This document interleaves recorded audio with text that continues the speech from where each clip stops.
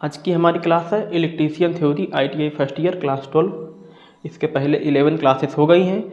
जिसने 11 क्लासेस नहीं देखी हैं तो इसके पहले पीछे जाके आप पीछे की 11 क्लासेस देख लीजिए, आप लोगों के डाउट क्लियर हो जाएंगे। क्योंकि आगे की क्लास पढ़ने से पहले हमें पिछला अध्ययन करना ज़रूरी होता है, तभी चीज़ें समझ में आती हैं। और हम लोग का मुख्य उद्देश्य जो है ITI एग्ज़ाम जो 2023 में हम लोग के होने हैं उसी के मद्देनज़र ये क्लास चलाई जा रही है। इस क्लास से संबंधित आपको PDF चाहिए या फ्री में ऑनलाइन मॉक टेस्ट देना है तो आप www.globaliti.org पर जाइए, सुविधाओं का लाभ उठाइए। चलते हैं अपने पहले क्वेश्चन की ओर। आज का हमारा पहला क्वेश्चन है, which factor is determining the value of capacitance in capacitor. संधारित्र में धारिता का मान किस कारक के द्वारा निर्धारित हो रहा है। तो हमने बताया था area of the plate, shape of the plate. हमने कल भी बताया था हर एक आदमी की अपनी एक मजबूती होती है, हर एक आदमी की अपनी एक कमजोरी होती है। जैसे कोई क्रिकेटर होता है तो कुछ गेंदों पे वो बहुत अच्छे शॉट खेल रहा है, कुछ गेंदों पे अच्छे शॉट नहीं खेल पाता है। कोई होता है शॉर्ट पिच गेंदें अच्छी खेल लेता है, कोई होता है ओवर पिच गेंद अच्छी खेलता है, और कोई बल्लेबाज होता है उन्हीं शॉर्ट पिच गेंदों के खिलाफ अपने आप को असहज महसूस करता है, अच्छा नहीं खेल पाता। मतलब उसका एक फैक्टर है कि वो कमज़ोर हो जाता है, वहीं से वो मजबूत हो जाता है। तो वही क्वालिटी हमारे कैपेसिटर में यूज होती है। कैपेसिटर में क्या यूज होती है, तो उसका मेन खेल होता है जो हमारा प्लेट का एरिया होता है। क्या? Plate area. ठीक, तो इसका मेन फैक्टर क्या होता है? Plate area. कल हमने इसका निगमन किया था फार्मूले के थ्रू। तो आज क्या पूछा है, which factor is determining the value of capacitance in capacitor. संधारित्र में धारिता का मान किस कारक के द्वारा निर्धारित करते हैं? तो एरिया ऑफ प्लेट के द्वारा। ठीक, अगला क्वेश्चन पूछा है, RF कपलिंग सर्किट में किस प्रकार के संधारित्र का उपयोग किया जाता है। Which type. हमारी जो कपलिंग सर्किट होती है, जैसे इसमें कपल्ड किया जाता है, जोड़ने मतलब चीज़ों को जोड़ने की अरेंजमेंट होती है। Which type of capacitor used in RF coupling circuit. RF युग्मन सर्किट में किस प्रकार के कैपेसिटर का यूज करते हैं? तो मोनोलिथिक टाइप कैपेसिटर का यूज करते हैं। अगला क्वेश्चन पूछा है, what is the unit of susceptance. ठीक, what is the unit of susceptance आपसे पूछा हुआ है। ससेप्टेंस हमने बताया था, जिस प्रकार हमारी वैद्युत परिपथ होता है, इलेक्ट्रिक सर्किट होता है, हम लोग प्रतिरोध जानते हैं, प्रतिरोध का मात्रक ओम होता है। उसी प्रकार हमारा जो कंडक्टेंस होता है, कंडक्टेंस का मात्रक क्या होता है? महो होता है। तो उसी प्रकार जब हम अपने प्रेरक सर्किट की बात करते हैं, इंडक्टिव सर्किट की बात करते हैं, तो वहाँ पर हमारी जो ससेप्टेंस है, क्योंकि वहाँ पे इंडक्टिव रिएक्टेंस होता है, कैपेसिटिव रिएक्टेंस भी आता है। ठीक, जब आप पढ़ेंगे क्या बोलते हैं इंडक्टिव सर्किट, RLC सर्किट, तो वहाँ पे आप चीज़ों को जानने पाएंगे जो हमारा। तो उनकी यूनिट क्या होती है? ओम। उसका जस्ट अपोजिट क्या होगा? ससेप्टेंस पूछा है तो क्या होगा? महो उसका राइट आंसर होगा। ओम किस केस में होता है बताए ना? ओम किस केस में होता है? जब हम प्रतिरोध का मात्रक पूछते हैं तब बताते हैं ओम होता है। लेकिन अगर बात करते हैं कंडक्टेंस चालकत्व तो वहाँ हमारी कंडक्टेंस का मात्रक क्या हो जाता है? महो हो जाता है। ओम का जस्ट रिवर्स हमारा महो।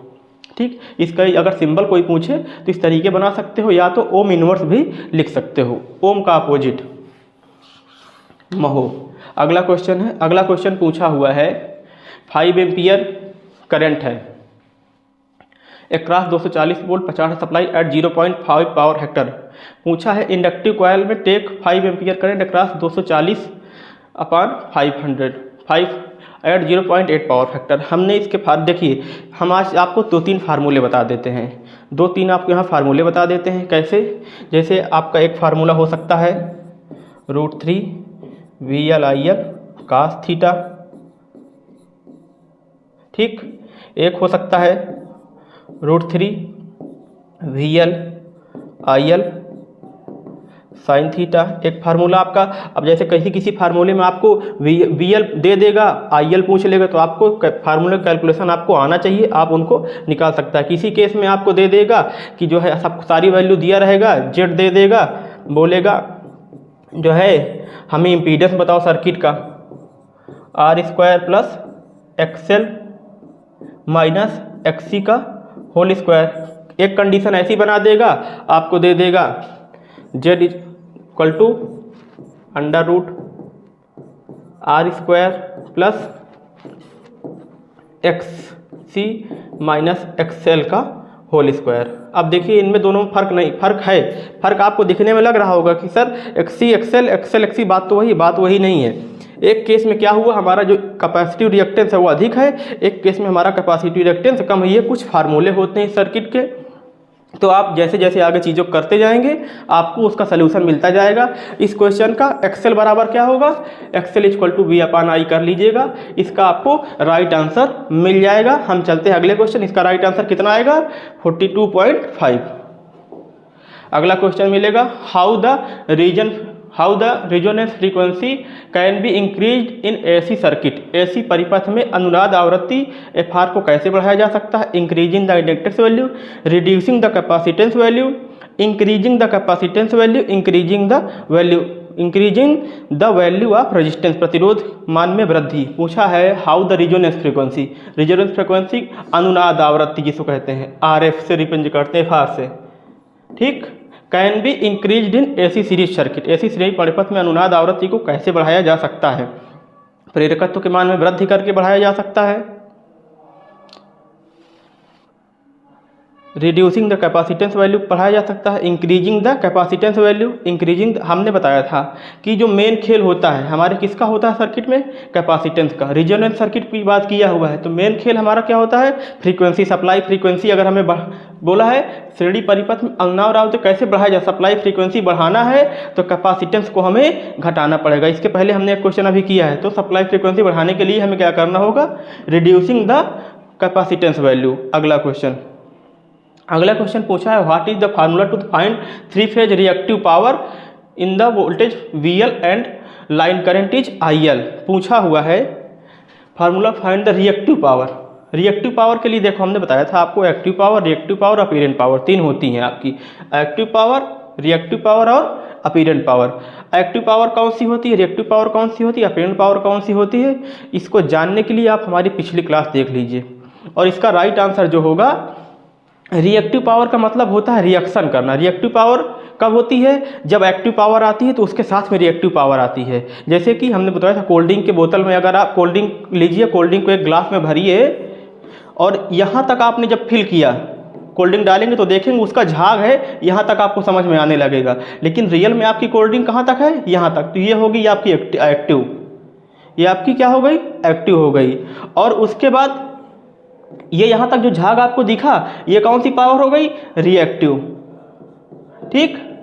एक्टिव पावर कौन हो गई, जो रियल में आपका कोल्ड ड्रिंक का लिमिट, कोल्ड ड्रिंक की जो मात्रा है वो आपकी क्यों हो गई, कौन सी पावर दिखा रहा है, एक्टिव पावर। ये फॉर एग्जांपल बता रहे हैं, वो कौन सी दिखा रहा है, एक्टिव पावर, ये कौन सी हो गई, रिएक्टिव पावर। अगर इन दोनों को कैलकुलेट करके हम फाइनली कोई पावर नाम दे दें तो उसको क्या बोलते हैं, अपरेंट पावर बोलते हैं, ठीक।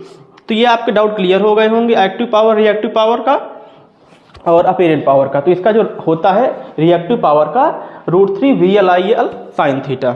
अगले क्वेश्चन की ओर चलते हैं। अगला क्वेश्चन पूछा है what is the main case for below 0.5 lagging power factor in 3 phase system. त्रिकला प्रणाली में शक्ति गुणांक 0.5 पक्षगामी से नीचे होने के मुख्य कारण क्या है, due to fluctuation of voltage, true power due to resistance load, reactive power due to more inductive load. इसका राइट आंसर हो जाएगा reactive power due to more inductive load, क्योंकि जो लोड होता है हमेशा इंडक्टिव इन नेचर होता है। हमारा जो लोड होता है क्या होता है, हमेशा इंडक्टिव इन नेचर होता है। लोड कैसा होता है, हमेशा इंडक्टिव इन नेचर होता है। Reactive power due to more inductive load, इसका राइट आंसर कौन सा हो जाएगा, C नंबर, अधिक प्रेरक भार के कारण प्रतिक्रियाशील शक्ति। अगला क्वेश्चन पूछा हुआ है what is the current in neutral conductor in 3 phase unbalance load in star connected system. Star संयोजित सिस्टम में त्रिकला असंतुलित भार को उदासीन चालक में धारा में क्या है। पूछा है what is the current in neutral conductor in 3 phase unbalance load star connected. देखो जो हमारा न्यूट्रल पॉइंट होता है बेटा, जो न्यूट्रल पॉइंट होता है हमारा वो स्टार कनेक्टेड होता है। कैसा होता है, स्टार कनेक्टेड होता है। न्यूट्रल पॉइंट हमारा स्टार कनेक्टेड होता है, ठीक। न्यूट्रल मतलब ये बोला है, इसमें स्टार संयोजन की बात की है, हम स्टार कनेक्टेड बोल रहे हैं। तो न्यूट्रल पॉइंट जो होता है हमारा, जो हमारे डेल्टा में नहीं होता, हमारे किस में होता है, स्टार में होता है। न्यूट्रल पॉइंट किस में होता है, डेल्टा में नहीं होता। अगर हमारा कनेक्शन स्टार में है, हमारे मुंह से संयोजित निकल गया था, उसको इग्नोर करिएगा, तो ये आपका स्टार कनेक्शन हो जाता है, ठीक। अगर इनकी हम सिंबलिंग कर दें A1 A2 B1 B2 और इसको C1 C2, कुछ भी अपनी नेमिंग कर ले अपने हिसाब से, ठीक। ये आपका, तो ये आपके जो इनका तीनों का फेज शिफ्ट कितना होगा, 120 डिग्री होगा। किस केस में, जब बैलेंस कंडीशन होगी, जब बैलेंस बैलेंस कंडीशन होगी, लेकिन अभी बोल रहा है अनबैलेंस कंडीशन। अनबैलेंस, अब इस समय पर्टिकुलर टाइम क्या है, अनबैलेंस है। इसका मतलब फेज शिफ्टिंग में थोड़ी बहुत दिक्कत हुई है, कोई फेज ऊपर गया, कोई फेज नीचे आया। अभी देखिए तीनों वन अभी क्या है, अभी तीनों 120 के फेज शिफ्ट में है। अभी इनका तीनों का फेज 120 120 120 है, लेकिन अब अनबैलेंस हो गए। अभी ये बैलेंस कंडीशन थी, ये आपका न्यूट्रल पॉइंट है। अगर इनको हम फेज मान लें आर वाई बी, तो एक हमारा न्यूट्रल पॉइंट होगा कि नहीं होगा, आर वाई बी, ठीक, ये हमारा न्यूट्रल पॉइंट हो गया सपोज। अब अभी ये बैलेंस कंडीशन है, लेकिन अब एक इनबैलेंस कंडीशन आ गई। तो न्यूट्रल का मतलब क्या होता है, न्यूट्रलाइज कर रहा है। अब क्या हुआ, एक अनबैलेंस कंडीशन आ गई। अनबैलेंस कंडीशन कब आएगी, अब अनबैलेंस कंडीशन कैसे आ सकती है, देखो हम बताते हैं। जैसे कि हमारा जो फेज शिफ्ट है, हमारा जो फेज शिफ्ट है 120 ना होकर किसी में हो गया 140 और किसी में हो गया 80, ठीक। और इस तरीके से अगर फेज शिफ्ट हो गया, जो कि फेज शिफ्ट हमारा होना कितना चाहिए, 120 120 सब में होना चाहिए, लेकिन अब फेज शिफ्ट हमारा 120, ये किस कारण से हो सकता है, किस कारण से हो सकता है, इसका एक कारण ये भी हो सकता है कि जैसे मान लीजिए आपकी सप्लाई आई हुई है, कहीं से एक वायर आपका चटका हुआ है, टूटा हुआ है, तो क्या होगा, आपका जो फेज शिफ्ट है इसमें बिल्कुल जीरो, मतलब उस समय आपको फेज मिलेगा नहीं उसमें, और इन दोनों में बराबर रहेगा। तो एक तो ये कारण हो सकता है। दूसरा ये कारण हो सकता है कहीं से जो है शार्ट हो रहा है, तो जो आपका एक लाइन में करंट ज़्यादा जा रहा है, एक में कम जा रहा है, तो फेज डिस्प्लेसमेंट आपका बिगड़ जाएगा। या तो एक कैसे ये हो सकता है, आपने कैपेसिटेंस के उसमें क्या बोलते हैं, leading power factor, lagging power factor और यूनिटी पावर फैक्टर, जो हमारा पावर फैक्टर इंक्रीज होता है। देखो पावर फैक्टर का क्या कारण होता है, अगर हमारी वोल्टेज और करंट एक ही रूट फाइंड कर रही है, एक ही रूट फॉलो कर रही हैं, उनके बीच में अंतर नहीं है, देखो जिसमें से अब अगर हम इसका कलर ब्लू ले लें वोल्टेज का, और करंट का कलर क्या ले लें, हम रेड ले लें, करंट का कलर क्या ले लें, रेड ले लें, ठीक, करंट का कलर क्या ले लें, रेड। दोनों एक ही उस पे जा रहे हैं, दोनों के बीच में V माइनस आई, दोनों के बीच में फेज डिफरेंस अगर जीरो है, वोल्टेज और करंट के बीच में जो फेज डिफरेंस है वो बिल्कुल जीरो है, मतलब किसी प्रकार का कोई एंगल नहीं बन रहा, तो ये हमारा कौन सा हो जाता है, यूनिटी पावर फैक्टर। अगर हमारी करंट लैग कर जाए, अगर हमारी करंट वोल्टेज से पीछे रह जाए, तो क्या हो जाएगी करंट हमारी, ये लैगिंग पावर फैक्टर हो जाएगा। अगर हमारी करंट, ये क्या हो जाएगी, लैगिंग पावर फैक्टर हो जाएगा। अगर हमारी करंट, अब इस समय देखो वोल्टेज और करंट के बीच में एंगल बन रहा है ना, 30 डिग्री 45 डिग्री कुछ भी बन सकता है, बन रहा है ना, यही होता है हमारा पावर फैक्टर। और उसके बाद देखो अगले में क्या हो रहा है, अगले में क्या देखिए, यहाँ पे देखिए क्या हो रहा है, ये फिर से आपका एंगल बन रहा है। तो ये करंट इस समय, अब ये करंट जो आपकी रेड वाली है, करंट यहाँ पे लीड कर गई, क्या हो गई, लीड कर गई किससे, वोल्टेज से। करंट या तो वोल्टेज से लैग करेगी, या वोल्टेज के फेज में रहेगी, या वोल्टेज लीड करेगी, तीन ही कंडीशन बन सकती हैं। तो इस केस में क्या हुआ, करंट हमारी लीड कर गई, लेकिन अगर इसमें थी तो हमारा जो फेज शिफ्ट था वो जीरो था, 120 था, मतलब फेज डिफरेंस था वो 120 था, फेज डिफरेंस जब 120 था तो हमारी बैलेंस कंडीशन थी। लेकिन ये बोला है स्टार संयोजित में 3 कला असंतुलित भार में उदासीन चालक में क्या होगी। अब देखो जब ये अनबैलेंस होगी तो इनको बैलेंस कौन करता है भाई, कोई तीन, जैसे आपस में 3 भाई मिलकर विवाद कर डालते हैं तो उनको कोई समझाने वाला, बैलेंस करने वाला होता है ना, तो उसी के लिए, या कभी कभी ऐसे होता है कि जैसे 3 भाई में अच्छी मित्रता है तो लोग सोचते हैं कि इनके बीच में कुछ भेदभाव पैदा कर दें ताकि इनकी एकता टूट जाए। उसी प्रकार जैसे कुछ इसमें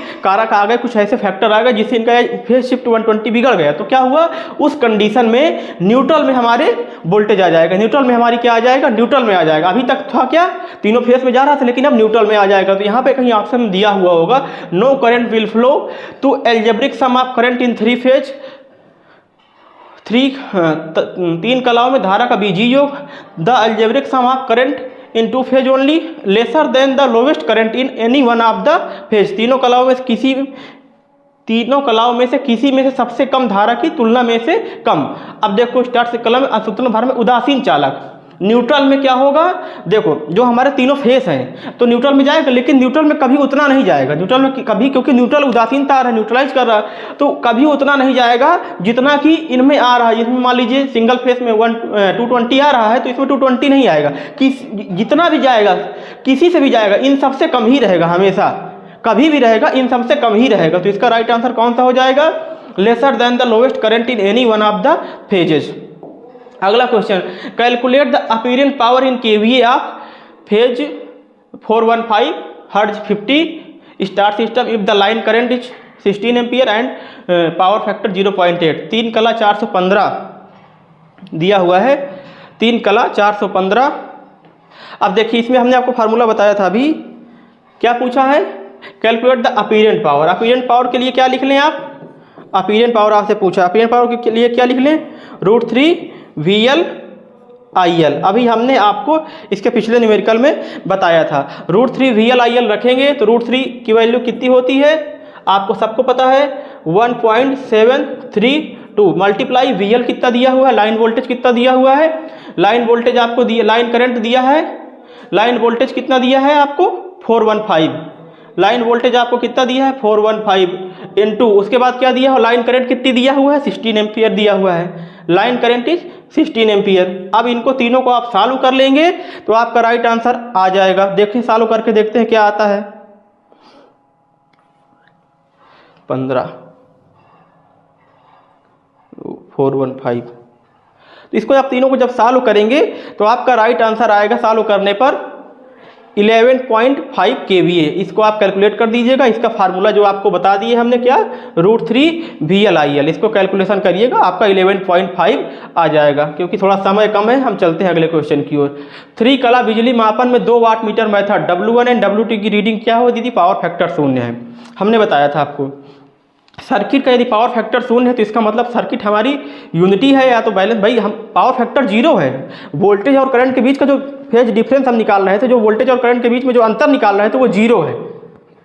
तो इसका मतलब क्या है भाई, जो आपका वोल्टेज है और करंट है, वोल्टेज और करंट का अंतर इस समय 0 है। क्योंकि जब हम निकालते हैं क्या पावर फैक्टर निकालते हैं, पावर फैक्टर कुछ अलग नहीं होता, वोल्टेज और करंट के बीच का डिफरेंस ही होता है, जिसे हम unity power factor, lagging power factor, leading power factor बोल देते हैं। तो यहाँ पे क्या हुआ, W1 एंड W2 की रीडिंग क्या होगी यदि पावर फैक्टर 0 है। हम मान लिए पावर फैक्टर cos phi हमारा क्या है 0 है। ठीक, चलो देखते हैं। तो W1 एंड W2 बात आर पॉजिटिव रीडिंग, जब हमारा पावर फैक्टर 0 है तो पॉजिटिव रीडिंग हो ही नहीं सकती है। ठीक है, W1 positive and W2 negative, ये भी कंडीशन सेटिस्फाई नहीं होगी, क्योंकि जब कुछ ना कुछ होगा 0.5 लैगिंग होती तो यहाँ पे हम मान सकते हैं 0.5 लैगिंग, समझ रहे हैं नहीं समझ रहे हैं, 0.5 लैगिंग का मतलब पीछे है। ठीक, तो तब ये कंडीशन सेटिस्फाई होती। अभी मैं एक टेबल आपको अगली क्लास में लेके आ जाऊंगा, वो टेबल दे दूंगा, उस टेबल को आप लोग लर्न कर लीजिएगा, फिर आपके मन में कोई डाउट नहीं रहेगा। उस टेबल से आपके सारे जो फार्मूले हैं, जो कॉन्सेप्ट है वो क्लियर हो जाएंगे। फिर पूछा हुआ है W1 is equal to W2 but with opposite sign, W1 W2 के बराबर है लेकिन विपरीत संकेतों में। फिर पूछा है W1 is equal to W2 but with opposite sign. फिर बोला है W1 is positive reading and W2 is negative reading. ये आपके अलग अलग ऑप्शन दिए हुए हैं। W1 is equal to W2 but with opposite side, ये इसका राइट आंसर हो जाएगा। क्यों W1 बराबर है W2 के, तभी तो हमारा क्या हो रहा, पावर फैक्टर निकल के नहीं आ रहा। लेकिन इनकी डायरेक्शन जो है वो अपोजिट होगी। अगर डायरेक्शन सेम होगी तो भी W1 माइनस W2 हो जाएगा। भाई अगर इनकी डायरेक्शन बोला है कि क्या बोला है, यदि पावर फैक्टर 3 कला बिजली मापन 2 वाट मीटर बताए, W1 एंड W2 की रीडिंग क्या होगी यदि पावर फैक्टर 0 है, पावर फैक्टर उनका 0 है तो क्या होगा W1 इक्वल टू W2, लेकिन अपोजिट डायरेक्शन में। किस में होगा, अपोजिट डायरेक्शन। सेम डायरेक्शन में होंगे तो जो हमारा फार्मूला निकलता है P equal to W1 plus W2, एक कंडीशन बनती है, एक कंडीशन बनती है P W1 माइनस W2, ये कंडीशन सेटिस्फाई हो जाएगी। ये कंडीशन सेटिस्फाई हो जाएगी तो पावर फैक्टर हमारा लीडिंग और लैगिंग की बात करने लगेगा। लेकिन ये बोला हुआ है कि हमारा पावर फैक्टर 0 है, तो इसका मतलब कि इन फेज तो हैं लेकिन अपोजिट डायरेक्शन में है। अभी हम टेबल इसकी लेके आएंगे नेक्स्ट क्लास में, तो आपके वहां से साइड आउट क्लियर हो जाएंगे। तो इसका राइट आंसर क्या हो जाएगा, W1 is equal to W2 but with opposite sign. अगला क्वेश्चन बोला हुआ है what is the maximum value of voltage for 240 volt RMS value. अब देखो RMS वैल्यू दे दिया है, RMS वैल्यू क्या होती है, RMS वैल्यू बराबर होता है, RMS वैल्यू बराबर होती है Vm अपान √2। ये फार्मूले होते हैं, फार्मूले आप जरूर याद रख लेना। अब जब पूछ लिया आपसे कि पूछा क्या है, what is the maximum value of voltage for 240 volt, पूछा है आपसे Vm, मैक्सिमम वोल्टेज पूछा, maximum value of voltage, Vm पूछा है, मैक्सिमम वोल्टेज पूछा है, इसी को पूछा है। अब आपको एक फार्मूला पता है RMS बराबर Vm/√2 होता है। अगर हमें Vm फाइंड करना है तो क्या हो जाएगा, Vm फाइंड करना है तो क्या हो जाएगा, RMS मल्टीप्लाई √2 की वैल्यू क्या होती है 1.414 होती है, इंटू RMS वैल्यू आपको दी हुई है कितनी 240, कैलकुलेट कर लेना 240 इंटू RMS वैल्यू, आपका राइट आंसर निकल के आ जाएगा 339, 2 एकम 2 और ये 400, 14 दूनी 800 और 4, ये आपका 339.5 वोल्ट आपका निकल के आ जाएगा। अगला क्वेश्चन बोला हुआ है what is the formula reactive power, जिसको हमने बताया था आपको अभी, एक्टिव पावर, रिएक्टिव पावर और अपीरेंट पावर, जिसका अभी हमने चर्चा किया था, ठीक, जिसका हमें इंतजार था, वो क्वेश्चन हमारे सामने है। तो हमारा रिएक्टिव पावर के लिए फार्मूला क्या होगा, हमने बताया था रिएक्टिव पावर के लिए साइन वाला फार्मूला बनेगा। हमारा साइन वाला फार्मूला कहाँ पे दिया हुआ है, what is the formula,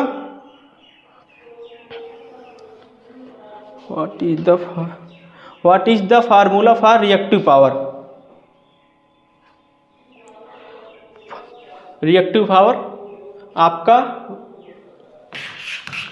reactive power का फार्मूला अभी हमने आपको लिखाया था। रिएक्टिव पावर का फार्मूला क्या होता है, अगर थ्री फेज की बात किया है तो क्या होता है √3 VI साइन फाई, अगर सिंगल फेज की बात किया है तो यहाँ पे नॉर्मली कोई फेज तो लिखा नहीं है।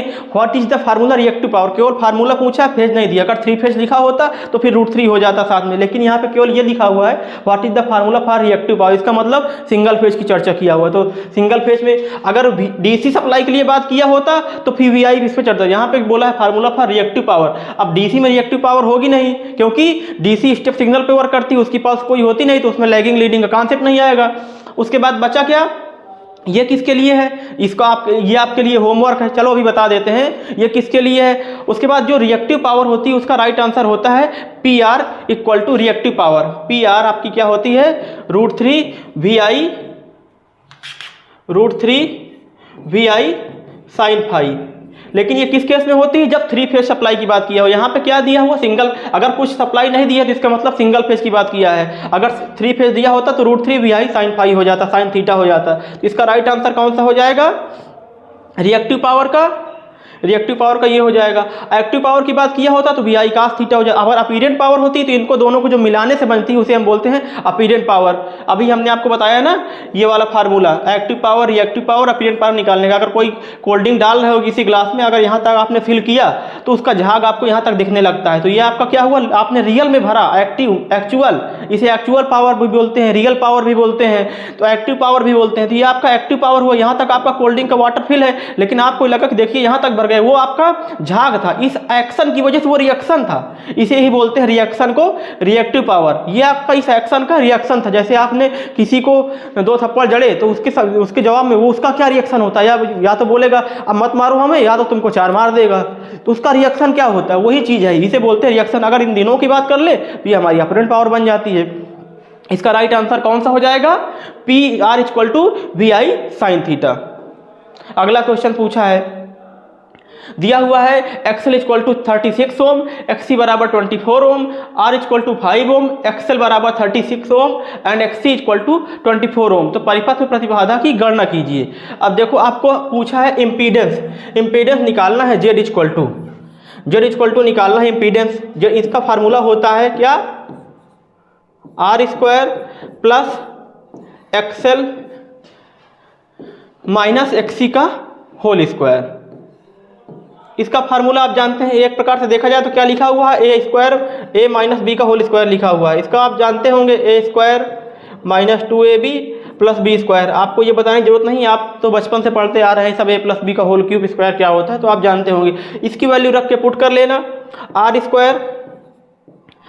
की वैल्यू कितनी दी हुई है, R² की वैल्यू कितनी दी हुई है, R की वैल्यू कितनी दी हुई है उसने, बराबर 5। तो यहाँ पे R² की बात है तो 25 हो जाएगा, ठीक। उसके बाद क्या बोला हुआ है, उसके बाद बोला हुआ है XL की वैल्यू क्या दी हुई है 36 माइनस XC की वैल्यू क्या दी हुई 24 दी हुई है का होल स्क्वायर। इसको सॉल्व करेंगे तो 36 को सॉल्व करेंगे, यहाँ पे कितना आ जाएगा, यहाँ पे आ जाएगा 144 प्लस 25, ठीक। 144 प्लस 25 इक्वल टू कितना आ जाएगा 169, 169 किसका वर्ग होता है? 13 का होता है। तो इसका राइट आंसर कौन सा हो जाएगा? 13 ओम। अगला क्वेश्चन पूछा है एकल फेज एसी परिपथ में कलांतर कितना होता है? सिंगल फेज की बात किया हुआ है, तो सिंगल फेज में फेज डिफरेंस कितना होता है? अगर 3 फेज की बात किया जाए, देखो सिंगल फेज का मैक्सिमम फेज डिफरेंस कितना हो सकता है? जब मैंने आपको मोटरें पढ़ाई थी तो वहाँ पे बताया था कि सिंगल फेज का मैक्सिमम कितना हो सकता है? 90 हो सकता है मैक्सिमम फेज, और 3 फेज का कितना हो सकता है? 120 हो सकता है। सिंगल फेज का कितना हो सकता है? 90, और 3 फेज का कितना हो सकता है? 3 फेज का 120, 3 फेज का 120। यहाँ पे राइट आंसर क्या होगा? 90, क्योंकि सिंगल फेज की बात किया, स्पष्ट लिख दिया हुआ है डिस्प्लेड इन सिंगल फेज। इसको जानने के लिए आप एक बार हमारा मोटर वाला टॉपिक पढ़ लीजिएगा, वहाँ से आपके डाउट क्लियर हो जाएंगे। अगला क्वेश्चन दिया हुआ है what is the relationship between the line voltage and phase voltage? Line voltage और फेज वोल्टेज में क्या रिलेशन है? लाइन वोल्टेज बराबर क्या होता है? √3 फेज वोल्टेज। बोला है what is the relation between the line voltage and phase voltage, तो इसका रिलेशन क्या हो जाएगा? √3 फेज वोल्टेज। अब देखो इसकी अलग अलग अपनी कंडीशन होती है, स्टार और डेल्टा में दोनों के अलग अलग कंडीशन होती हैं। स्टार में है तो एक कंडीशन होती है लाइन करंट बराबर हो जाती है फेज करंट की, एक कंडीशन ऐसी आती है हमारा लाइन वोल्टेज बराबर हो जाता है फेज वोल्टेज के। ये आप लोगों के लिए होमवर्क है, आप लोग घर में पता करिएगा। और फिलहाल हमारी जो लाइन करंट होती है किसके बराबर होती है? √3 फेज करंट के बराबर होती है। ये रहे आज तक के हमारे बिल्कुल शानदार जानदार क्वेश्चन सीरीज। 15 क्वेश्चन हमने सॉल्व किए। अगली सीरीज में फिर से हम नए क्वेश्चन के साथ जल्द ही हाजिर होंगे।